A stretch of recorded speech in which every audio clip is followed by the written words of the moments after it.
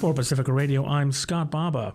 U.S. Secretary of State Antony Blinken is pressing ahead with efforts to unify Middle East nations in supporting a peaceful political transition in Syria.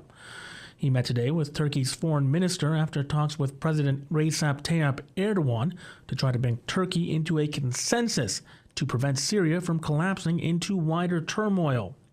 It's Blinken's 12th trip to the Mideast since the Israel-Hamas war erupted last year in Gaza, but first since the ouster of Syrian President Bashar Assad. The outgoing Biden administration is particularly concerned that a power vacuum in Syria could exacerbate already heightened tensions in the region and create conditions for the Islamic State group to regain territory and influence. Meanwhile, Israel's defense minister told troops to prepare to remain through the winter months on the peak of Mount Hermon, Syria's highest point, located in a swath of southern Syria that Israeli troops moved into after the fall of Damascus to insurgents. The comments by Defense Minister Israel Katz signal that the military will extend its occupation of the zone along the border, which Israel says it sees to create a buffer zone.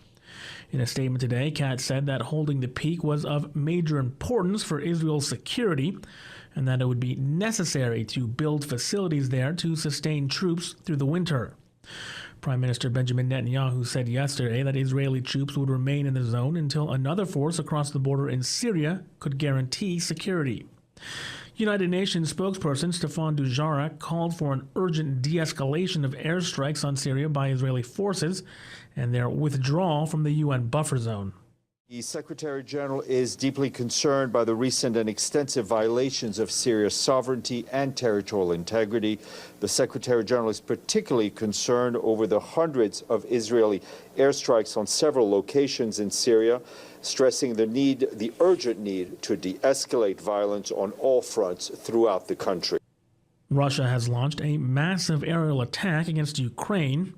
Ukrainian President Volodymyr Zelensky says Russia fired 93 cruise and ballistic missiles and almost 200 drones in today's bombardments. He says it is one of the heaviest bombardments of the country's energy sector since Russia's full-scale invasion almost 3 years ago. Zelensky says Ukrainian defenses shot down 81 missiles, including 11 cruise missiles that were intercepted by F-16 warplanes provided by Western allies earlier this year. Zelensky renewed his plea for international unity against Russian President Vladimir Putin, but uncertainty surrounds how the war might unfold next year. President-elect Donald Trump has vowed to end the war and has thrown into doubt whether vital U.S. military support for Kyiv will continue. French President Emmanuel Macron has named centrist ally François Bayrou as prime minister after a historic parliamentary vote ousted the previous government last week.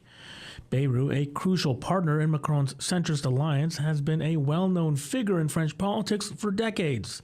His political experience is seen as key in efforts to restore stability, as no single party holds a majority at the National Assembly. Among the roughly 1,500 people whose sentences were commuted or who were pardoned by President Joe Biden yesterday are a nonprofit leader who supports at-risk youth, a social worker who fosters animals, and a counselor and recovery coach. One woman who received a pardon said she wanted people with drug addiction to know there is always hope. Catherine Carley has more. Michigan Democratic Congresswoman Pramila Jayapal credits President Joe Biden for commuting the sentences of 1,500 people on home confinement. I'm waiting to see exactly what this list covered before saying what I think the next list should cover, but I'm hopeful that there will be a next list, and I'm glad that the president did this. Jayapal is also asking Biden to change the sentences of those on federal death row to life in prison before President Donald Trump takes office. The White House is reportedly looking at preemptive pardons for members of the House January 6th committee who Trump says should be jailed. The former chair, Democrat Benny Thompson of Mississippi, says pardons would be well justified. We stand by the work of the committee.